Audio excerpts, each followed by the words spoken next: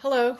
Welcome to the Dyslexia Resource Center YouTube podcast. I'm delighted to be here with you today. I'm Dr. Laura Cassidy, founder and board chair of the Dyslexia Resource Center. And I don't know if you've listened to any of our other podcasts, but I hope so. And today is a great topic, one we've covered in the past, but it's important and I think it's confusing to people. And, I hear people talk about this all across the country. So we're going to talk about what screening for dyslexia is, what testing for dyslexia is, why they're so important, what age that is most appropriate to undergo a screening or a testing for dyslexia, and then what are some of the good screeners, what does a testing look like, and then we'll talk about what is offered at the Dyslexia Resource Center. So welcome to our podcast. So I want to start with what is dyslexia screening and what is basically screening in general. So this has, I would say, it's grounding in medical issues, medical entities, which I would consider dyslexia as one. It is seen in the classroom, but it is still a neurobiological entity. And so what screening is used for are for entities or conditions that are seen in a large percentage of the population. For dyslexia, that's 20%. And the ramifications can be very severe. They can be life-changing if not identified at an early age or acted upon or at an early stage. I will say for dyslexia, it's at an early age and an early stage. So that's what a screener is for. It's to look at a population, the whole population. We don't say we're screening you and you and you. We screen everybody. So we'll recommend that everyone at the end of kindergarten be screened for dyslexia because it's common, 20%, and because if it's not identified early, the end of kindergarten, the beginning of first grade, there are untoward effects. So you can say, what are those? And there are several things that we know from good published data, and that is the achievement gap between dyslexics and non-dyslexics is evident in the first grade. So they're already behind. And that makes sense if you think of the way we develop reading skills, the way that we start with oral language and speaking, and often dyslexics will have a speech delay, but we're taking that oral language, which is natural to us, and then matching that oral language with the symbols, which is reading is an acquired skill in man and humans over time. And so by first grade, the dyslexic students are behind. The second thing we know is for reading acquisition skills, the slope, so if you look at how kids acquire reading skills, the first and second grade, that slope is really steep. And that means non-dyslexics are learning a lot about reading, acquiring those skills in the first and second grade. So if your student does not acquire those skills, they're going to be behind. And they're going to be behind very rapidly and further behind because those non-dyslexics are learning. And then a recent study we have shows that the skill of reading developed between first and fifth grade, that's the window. So if at the end of fifth grade, you're reading on a 10th percentile, or you're reading in the 50th or the 70th percentile, that is basically where you'll be reading when you're an adult. So we want to do everything we can through first to fifth grade to identify you early as dyslexic. You're bright. We want to help you with what you struggle at, which is usually reading. It's hard work. And then give you those foundational skills needed so that you can acquire the reading skills to take you through the rest of your life. Now, if you're not identified or you don't get what you need in first through fifth grade, that doesn't mean there's no hope for you. Because with the technology we have available and with the dyslexics' creativity and intelligence, there are still ways that dyslexics can work around their disability. But the ideal way, again, going back to the screener, is you screen all the kindergartners at the end of kindergarten, at the latest, the beginning of first grade. And then you see who is at risk, because the screener is going to tell you you're either at risk for dyslexia or you're not. It doesn't say 100% you have dyslexia, but it tells you if you're at risk or you're not at risk. So I want to talk to you about the Shaywitz Dyslexia Screener. And this was obviously developed by Dr. Sally and Bennett Shaywitz. It is published by Pearson, Pearson, Pearson Company, which is a company that's basically housed in England but serves people and educational products across the world. They worked with the Shaywitz to make this publicly available.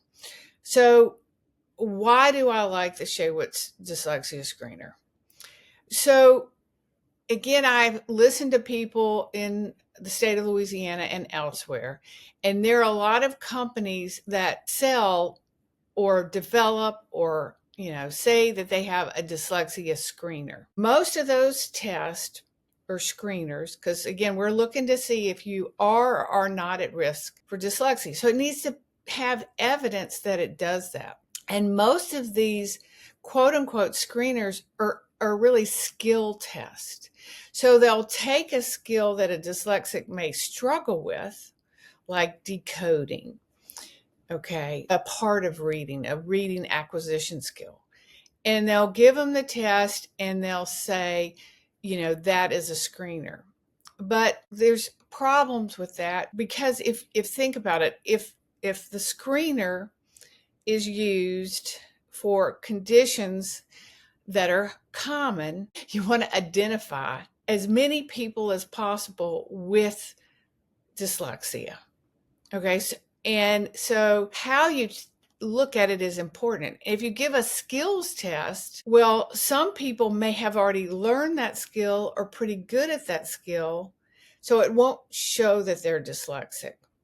And it's just one piece of the whole manifestation of what dyslexia is. If you really want to identify those that are dyslexic, which we talked about why that's so important, then it's important that your screener is effective, that it's got the data, the science behind it to show that it's going to not miss a lot of kids with dyslexia, and it's not going to say a lot of kids are dyslexic that are not. So it's called sensitivity and specificity.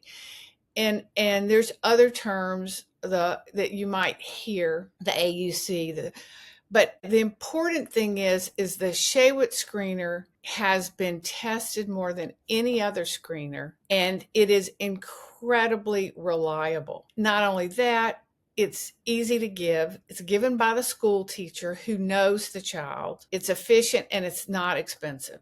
So that is, to me, what we would call in medicine the gold standard of screeners. And it's important that you understand it, because again, the screener will tell you, yes, you're at risk for dyslexia, or no, you're not. So if you're going to use it or your child is going to be screened, you obviously want an accurate screener.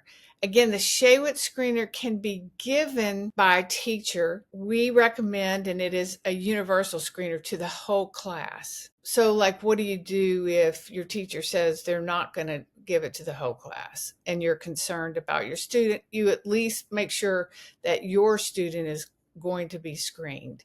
It's a computer-based test that the teacher is looking at linguistic skills, phonological skills, and academic skills that are grade or age appropriate for the child. And the results come back very quickly.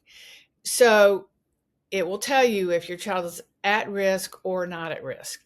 So again, the Dyslexia Shaywitz screen is the one that I would advise. It was based off of research that was done by the Shaywitzes with a Connecticut longitudinal study. And what they did, and specifically Sally did this, Dr. Sally Shaywitz, she looked at several hundred students in Connecticut, and they identified them as dyslexic and non-dyslexic, and they have followed them for over 40 years. So not only did they look at these children, they tested them, found out from the testing who was dyslexic, and then they followed them for 40 years. Additionally, Pearson did more validation studies in 2016 and 2017. So it's an extremely well validated screener to identify if your child is dyslexic or not dyslexic based on the federal definition and the Louisiana definition of dyslexia, which is an unexpected difficulty for a reader who has the intelligence to be a better reader, and most commonly over 90% due to a phonological processing problem. So that said, we're going to continue on because there are a lot of relevant questions about what do you do after you screen and you have a child that either is or isn't at risk for dyslexia. Okay, so now we're going to move on to dyslexia testing. So we talked about screening, and we said that the screener will tell you if you're at risk or not at risk for dyslexia. Now, we talked about how reliable the Shaywitz Dyslexia Screener is. There will be few students that will be told they're not at risk for dyslexia, and they are. And there will be some students who are at risk for dyslexia, but on testing, they are not. There's no way to know unless you do the testing. But again, the most reliable screener we have is the Shaywitz Screener.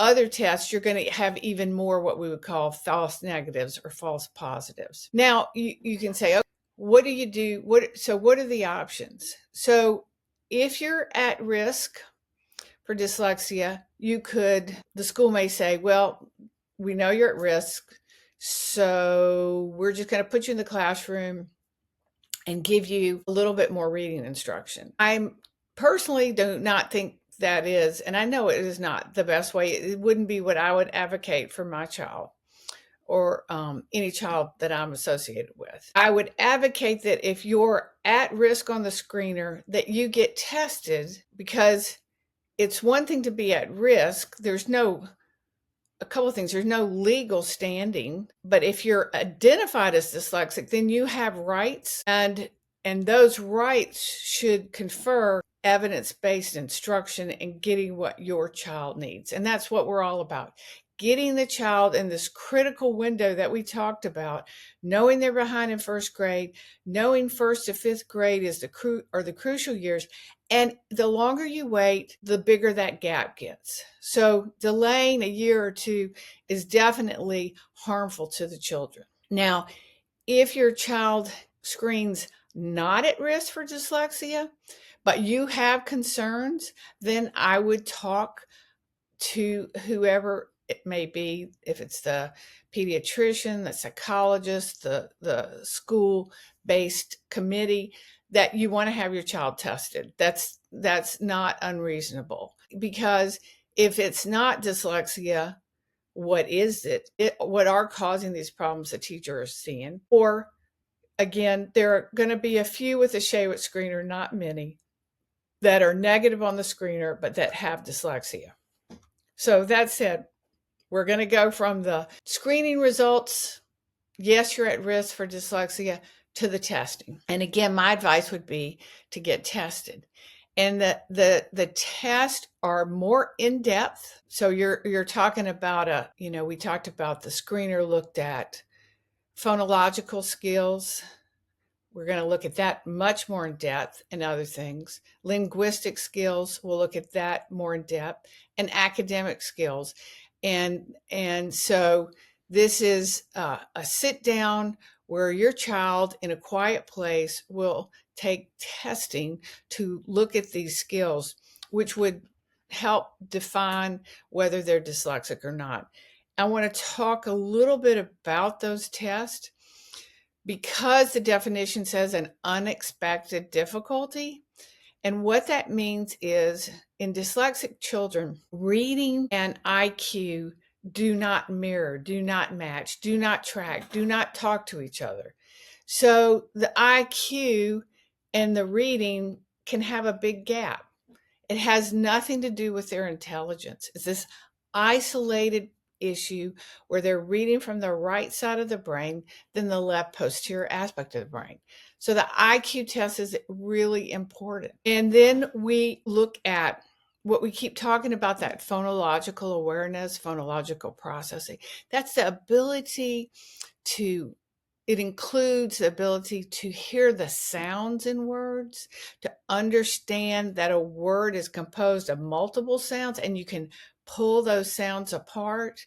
So we usually use the word cat is k-at, and you can pull those. The same with, of course, any of those rhyming words, or you can think of even longer words. For example, chair starts getting more complicated, right? That ch, and so that is looked at in depth with tests. We use what's called the CTOP. It's a test of phonological processing. That's incredibly important because it is the deficit in dyslexia, and it is also the foundational skill needed for reading.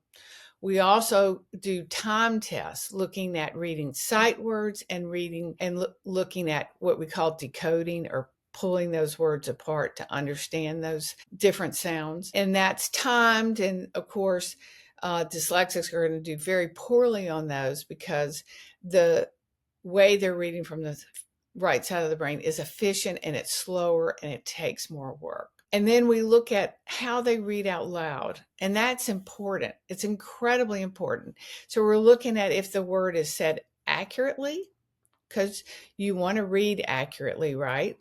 That's the part of the program that's taught, the Orton-Gillingham aspect of the program that's taught in 1st through 5th grade. You also want to see if they read at a speed that's in the normal range for their age. Dyslexics read slower because they're using this inefficient system on the right side of the brain. And you want to listen for what we call prosody, which is the sound of the child reading. And this is really important and is often overlooked, because if you're reading and you're struggling with what a word looks like or says, you're going to read like this. There's no emotion. There's no hint that the child really knows what they're reading, because they're too busy focusing on what the word says. When they start reading like, of course, I think of all these nursery rhymes, but let me think of something a little bit more serious. So they're reading, and it says, the children were so excited because they arrived at the beach for their vacation over the summer months, and they could feel the warm sand, et cetera, et cetera, et cetera. And if they're reading like that, they understand it. And that's incredibly important, because that tells you they're not working so hard to read. They're actually reading and understanding, and they're going to have good comprehension, as opposed to a struggling dyslexic who can read it, but it's such an active work and it's so monotone that there is no way they understand what they're reading. And the worst thing you can do is say, you have a comprehension problem, because it's not, it's a reading problem. You have to read or be read to be able to comprehend. So that's what the testing is all about. And at the end of that testing, your child will be told if they're dyslexic or not dyslexic. And again, if they are dyslexic, that means that there's a certain education they need and accommodations. So, and then just in follow-up, if your child was screened and they're not at risk for dyslexia on the screener, but you, after listening to these podcasts or whatever other resources you might have, you're concerned that your child is dyslexic, then you should get testing as soon as possible for your child. Because again, either your child is dyslexic or they have another entity. And, in medicine, we know the better we identify something, the more we can help the child. So I'd encourage you to pursue that way. At the Dyslexia Resource Center, if you go on the website, we do have testing available. Almost all of it is done online. We are quick to make sure you have an appointment after the initial information is looked at to make sure that, it appears that your child may be dyslexic. There's no red flags or no other evaluations that need to be done first. For example, if your child had a hearing or a visual problem, we would want to make sure that was completely evaluated before testing for dyslexia, because we're talking about the sounds and the sight, the sounds of the words and the sight of the printed word. Barring anything like that or some other entity that could cause difficulty with reading, it is a quick process. You will have an appointment scheduled. If your child wears glasses, please bring the glasses so that they can do the best on the test. It is a one-on-one testing situation. It is done in a quiet room with a qualified certified academic language therapists. These are professionals who have been trained to understand what dyslexia is and understand this testing. They'll make your child feel comfortable, and you'll get the results within 2 weeks after the testing. So, and after you're tested and your child is found to be dyslexic, there will be recommendations on the report, but the Dyslexia Resource Center is also here to help. It's important that you understand what your child needs. Hopefully these podcasts help with that. And I think the Coursera course on dyslexia by Dr. Sally Shaywitz is incredibly informative for parents. So if your child does turn out to be dyslexic, I would encourage that. It's important for your child to understand they're smart. They're going to have difficulties like we all do in certain areas. So we talked about, basically screening at kindergarten, first grade, at risk, not at risk, and then testing. So what about if your child is older? Now, there are screeners. The Pearson and the Shaywitz Dyslexia Screener from Pearson does have a screener up through adulthood. In the older years, so certainly high school, and I think some of middle school, the screener actually is taken by the student itself. We were part of the validation studies for the screener when we published and were writing and investigating our prison study. And those are obviously all adults, older teenagers and adults.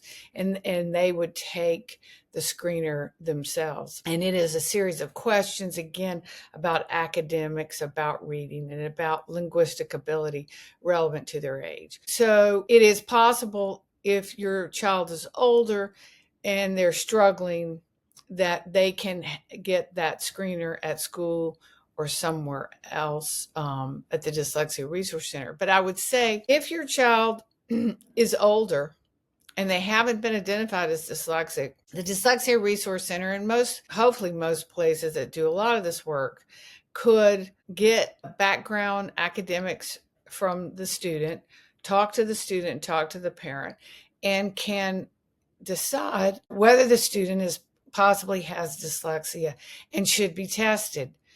So what would that look in an older student? And what happens is as the volume of reading and academic content increases, the students struggle more if they have not been identified and they don't have the tools they need and they haven't had maybe the explicit instruction in the younger years.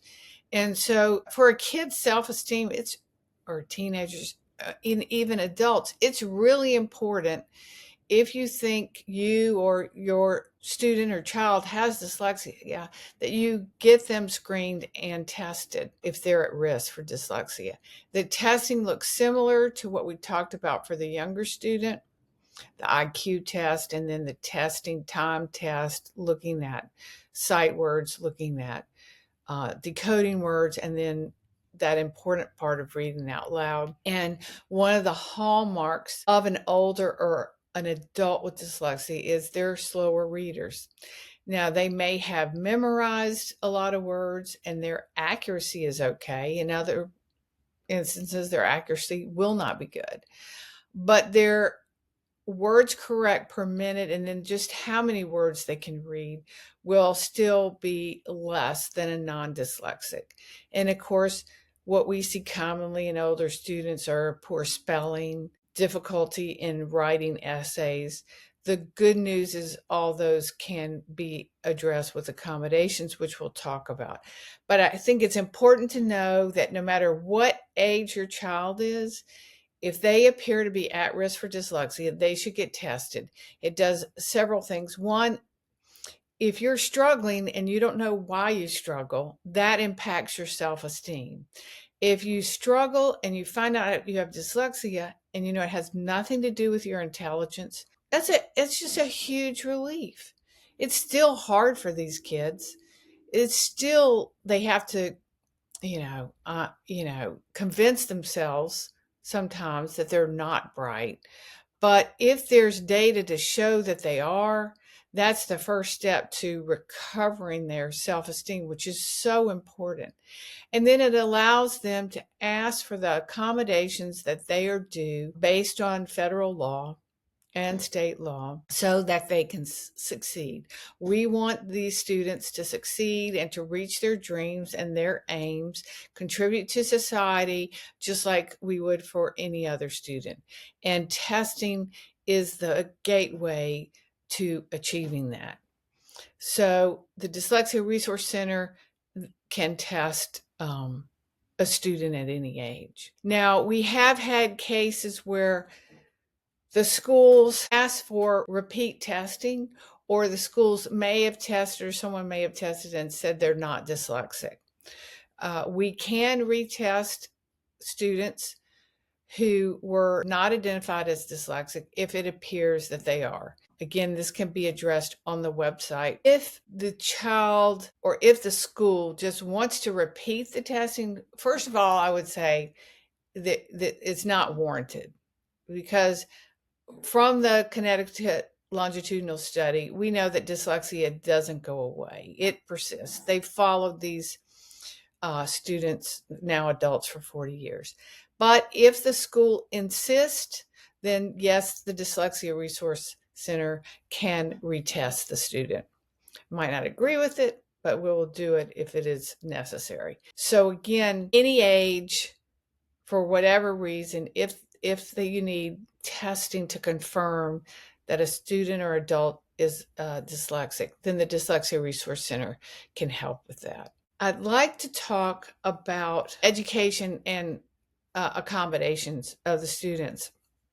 And we'll do this briefly, but these are for students that are dyslexic. We've talked about this, but it's so important that you want to get, if they're in the 1st through 5th grade, you want to get them in that window in a school that addresses their accuracy with an Orton-Gillingham program, which is ideally done daily for 90 minutes, the structured sequential language arts. But you also want that to include, for the fluency, reading out loud with gentle corrective feedback, lots of text to read or to follow if it's read, either by a person or by the computer. So a lot of emphasis on exposure to vocabulary, content knowledge, and literature. If the child is past the 5th grade and is in middle school or high school, then the emphasis is on helping the child access technology and that continued exposure to the spoken and written word. And this can be done, and we do have a podcast that addresses this in particular, but it is important that they continue to be exposed through oral discussion and through speech to text and text to speech, good literature. And there are many products, and we talked about Kurzweil, we talked about Immersive Reader by Microsoft. There are many, so that as they have this large volume of reading and content, it can be delivered to them text to speech. They can hear the words, follow the words. They'll end up memorizing some of their words. They'll learn vocabulary, and they'll learn the content knowledge. The technology is important for the reading and the writing aspect, which we talk about, all those aids and tools to help them with writing, because most dyslexics struggle with writing as well. It is just sort of the inverse of speaking and writing, or the inverse of reading on a brain level. So the good news, as we talked about, is that the technology continues to improve, and this is going to help dyslexic kids and adults. It's a game changer. Now, accommodations. It's important that you're confident and your child is confident and not embarrassed when asking for accommodations. The most important one is extra time. And what is extra time about? Why does a dyslexic need extra time? Well, we talked about they read from the right side of the brain. Not the left side of the brain. And they're reading more anteriorly than posteriorly. So it's an inefficient system, which means it's slow. It's just not a good system.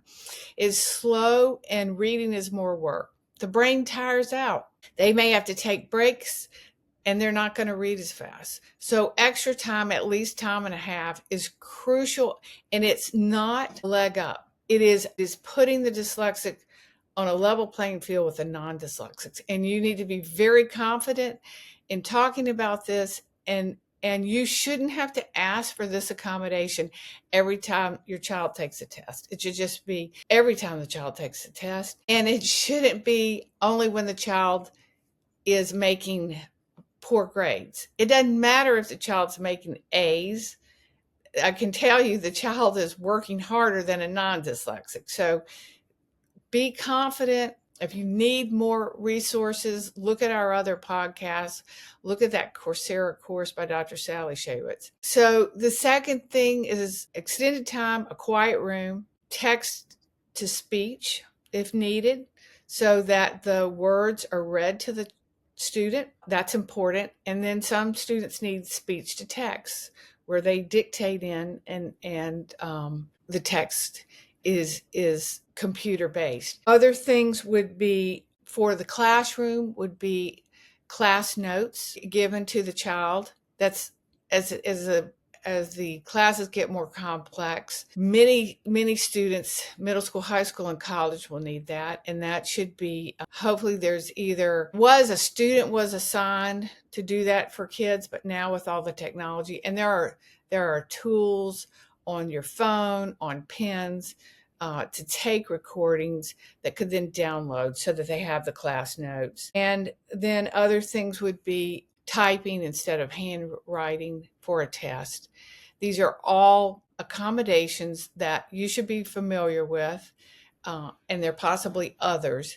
But again, you want to get that extended time, that quiet room, and text to speech. And you don't want to have to go ask, or your child has to ask for every test. So then they're embarrassed. And as long as they can understand why they need it, hopefully they'll be able to advocate for it. So we've talked about the screener in conclusion, why it's so important, that dyslexia is common, and if not identified, these students can be completely derailed in school and in life.